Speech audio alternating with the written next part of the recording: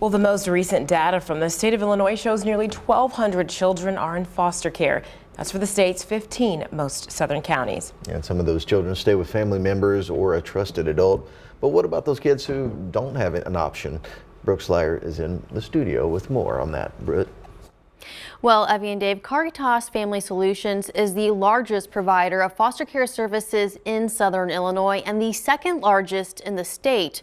The group believes the need for foster care parents is a national crisis.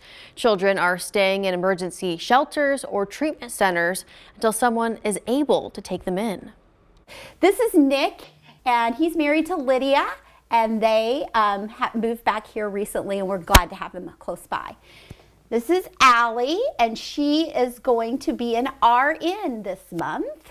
Krista Teckenbrock is proud of her biological children's accomplishments.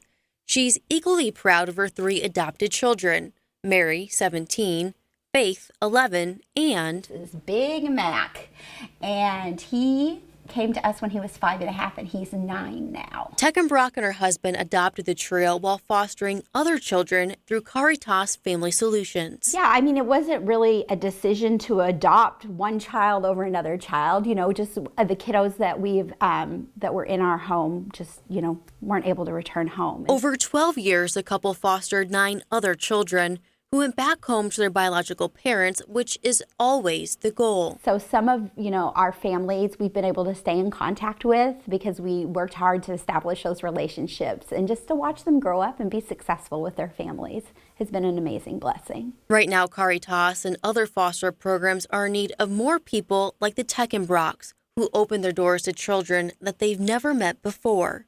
Caritas currently has 1,200 foster homes.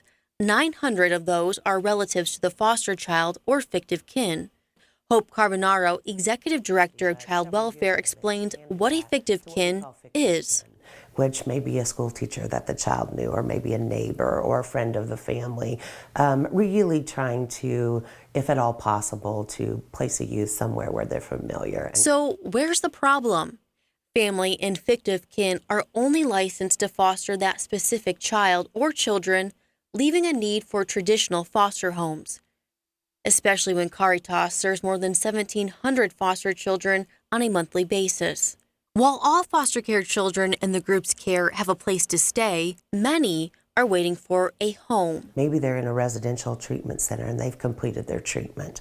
Or maybe they were in a psychiatric hospital and have completed their treatment there. And it's time for them to step out into a home environment to continue their healing. Without a foster home to go to, it also creates a waiting list for those vital services. While many might be hesitant to foster because of a child's trauma, Teckenbrock says it taught her a lot about parenting. Everybody, even as adults, everything that we do for a reason.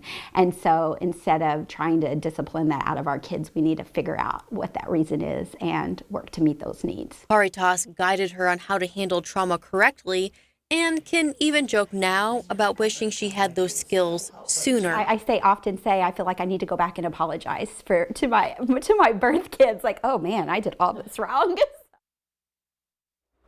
Well, Teckenbrock now works for Caritas, overseeing a program to help new foster parents. I'll tell you about that and what it takes to foster coming up at 6:30. But for now, reporting in studio, Brooke Slyer, News 3.